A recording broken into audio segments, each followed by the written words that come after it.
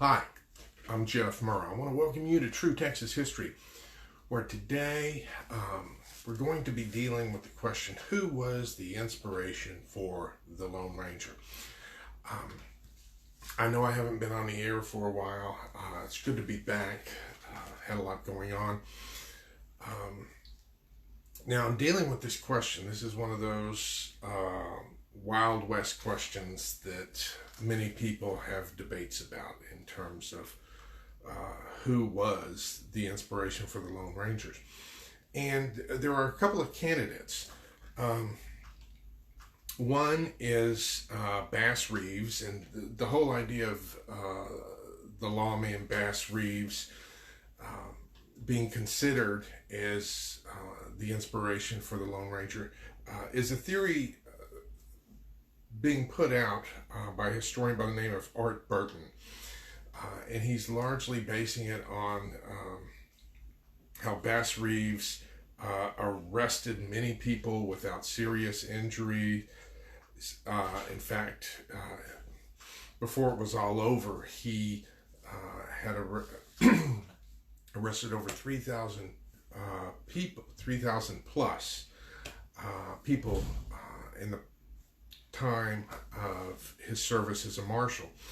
He's a very notable U.S. Marshal and lawman. In fact, on the TV series Justified, there's reference to Bass Reeves.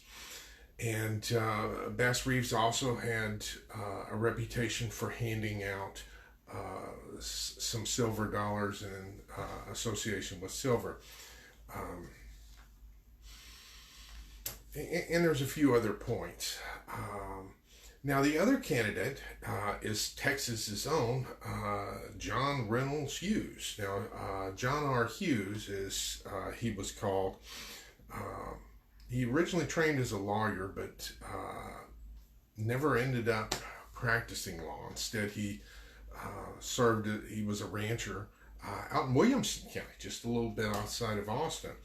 And early on, somebody stole his cattle, and he traced him all the way, he chased him down to New Mexico, ended up killing 3 of them, brought all his cattle back.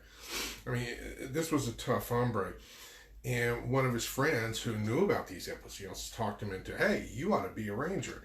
And he went into ranger service, and he only intended on being in there for 8 or 9 months originally, and he ended up serving 28 years as a ranger. And in fact, John R. Hughes is considered one of the 4 best captains of the Rangers because he led them through some difficult situations and was well known for his leadership and poise. In fact, he had a quote, "Nerve without judgment is dangerous and has no place in ranger service." Now, the case for John R. Hughes goes back to Zane Grey, the Western writer. And Zane Grey went ahead and dedicated his book, The Lone Star Ranger, to John R. Hughes. Now, Zane Grey, during the time that he was writing his Westerns, during part of that time, he served with the Rangers. So he was a person who was there on the ground. Whereas the other theory with Bass Reeves is based on some other conjecture on the fact that the radio show, The Lone Ranger, was first put on the radio there in Detroit, of all places. I would consider a stronger case for John R. Hughes rather than Bass Reeves. And I don't know where you vote, where you stand on it. If you want to leave your comments down below, I welcome it. I think a case can be made that John Hughes would be the inspiration for the Lone Ranger. But came across that story. I thought that you would be interested in hearing it. Now, John Hughes ended up being 92 years old when he passed away, and he is buried in the Texas State Cemetery in Austin, Texas, if you ever want to go by and check it out and pay your respects to Captain Hughes.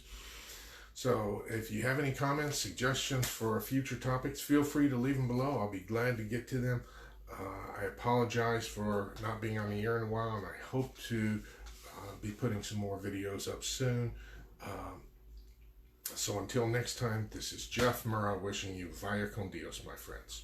Goodbye.